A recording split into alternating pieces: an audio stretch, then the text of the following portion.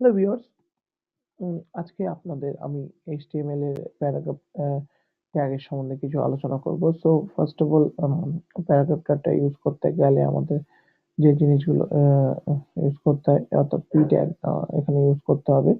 So এবং তারপরে তার মধ্যে আমরা যেগুলো অ্যাট্রিবিউট গুলো ইউজ করব স্টাইল অ্যাট্রিবিউট এবং প্যারাগ্রাফটাকে জাস্ট একটু ডিজাইনিং করার চেষ্টা করব। সো আজকে আমাদের টপিকসটা হচ্ছে এই প্যারাগ্রাফটা কিভাবে ইউজ করতে হয় HTML এ। ওকে, সো ফার্স্ট আমি চলে যাচ্ছি আমার টেক্সট এডিটরটা। আমি যে টেক্সট এডিটর ইউজ করছি সাবলাইম টেক্সটে, এটা আমি দেখাচ্ছি আপনাদেরকে ম্যাকবুক এয়ারে। ওকে, সো আপনারা বিভিন্ন রকম টেক্সট এডিটর ইউজ করতে পারেন, এতে কোনো প্রবলেম নেই। যে কোনো টেক্সট থেকে এবং এই ফাইলটা আমরা যেটা সেভ করেছি এবং দেখুন এখানে দেখাচ্ছে যে HTML হিসাবে ডট HTML হচ্ছে HTML ফাইলের এক্সটেনশন এবং এটা আমরা .htm or .html A save করতে পারি। যে দুটো এক্সটেনশন আছে তার মাধ্যমে আমরা সেভ করতে পারি। ওকে, তো চলুন এবার আমার জাস্ট ফার্স্ট কাজ হচ্ছে HTML স্ট্রাকচারটা বানিয়ে ফেলাম এবং আজকে আমাদের যে টিউটোরিয়াল প্রসঙ্গ হচ্ছে HTML paragraph.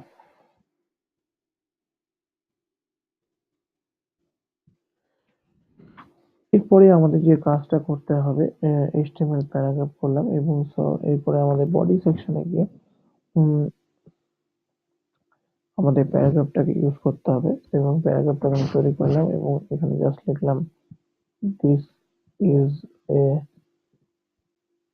Paragraph area. Suppose আমি এই সেকশনটাকে যে এটুকু কপি করে নেবো, আমি কপি করে নিয়ে বারবার পেজ দিয়ে দেবো তাদের বুঝতে সুবিধা হয়।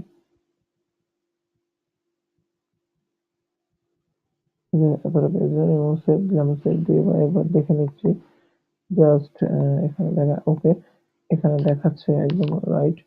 তো এরপরে আমাদের যেটা কাজ করতে হবে অ্যাট্রিবিউট যেটা প্যারাগ্রাফে ইউজ করবো স্টাইল অ্যাট্রিবিউট।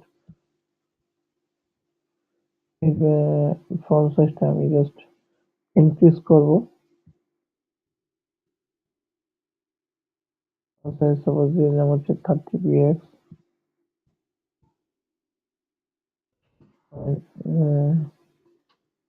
সেভ করে দিলাম এবং এবার এখানে আমার দেখাচ্ছে প্যারাগ্রাফটা বড় হয়ে গেছে। ওকে, এরপরে আমরা যেটা করবো প্যারাগ্রাফের কালারটাকে চেঞ্জ করবো। কালার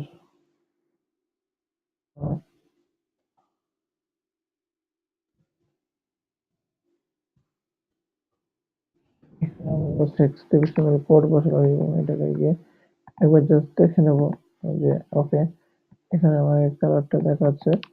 আমি যদি এখানে ব্যাকগ্রাউন্ড বডিতে যদি আমি স্টাইল অ্যাট্রিবিউট ইউজ করে ব্যাকগ্রাউন্ড কালার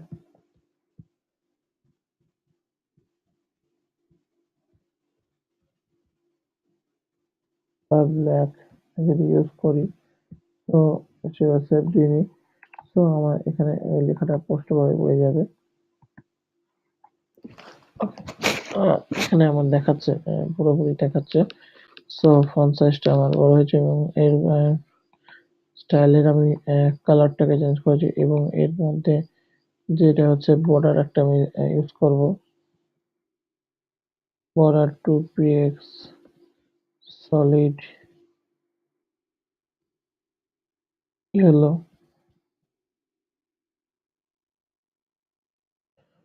বর্ডারের কালারটা ইয়েলো হয়ে যাবে এবং এখানে ওকে, এবার দেখে নিই, চেক করে নিই।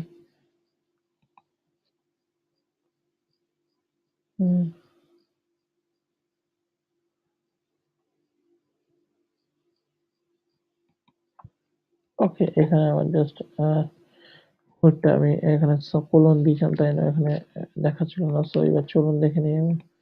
সো এখানে আমার দেখাচ্ছে ওয়ার্ডটা ইয়েলো হয়ে গেছে এবং এর মধ্যে আমরা যেটা কাজ করব এবং এর ব্যাকগ্রাউন্ড কালারটাকে রেড করে দেবো। কালার রেড সেভ দেবো এবং সেভ দিয়ে একবার জাস্ট দেখে নেবো এখানে সেকশনটা ওকে এখানে একদম অর্ধেক দেখাচ্ছে। সো এইভাবে আমরা একটা প্যারাগ্রাফে স্টাইল করতে পারি এবং প্যারাগ্রাফটাকে বিভিন্ন বর্ডার এইসব করতে পারি, ইউজ করতে পারি, যেটা ওয়েব ডিজাইনের ক্ষেত্রে খুব গুরুত্বপূর্ণ। সো আজকের ভিডিওটি আমি আপনাদেরকে দেখানোর কথা ছিল যে এইচটিএমএল প্যারাগ্রাফ কিভাবে ইউজ করতে হয়। সো সেটা আমি দেখিয়েছি এবং যদি আমাদের ভিডিওটি ভালো লেগে থাকে অবশ্যই আমাদের কোডমিট চ্যানেলটিকে সাবস্ক্রাইব করুন এবং প্রতিদিন নতুনত্ব করে HTML, CSS, JavaScript, jQuery, AJAX ও পিএইচপি আরো বিভিন্ন ডিজিটাল মার্কেটিং এর বিভিন্ন রকম আ আ টিউটোরিয়াল নিয়ে আমরা দেখাবো, আপনাদেরকে আসবো এবং দেখাবো। সো চলুন আজকে এইটুকুই ভিডিওটি। পরবর্তী ভিডিও দেখার জন্য আপনারা অবশ্যই আমাদের চ্যানেলটিকে সাবস্ক্রাইব করুন। Thank you.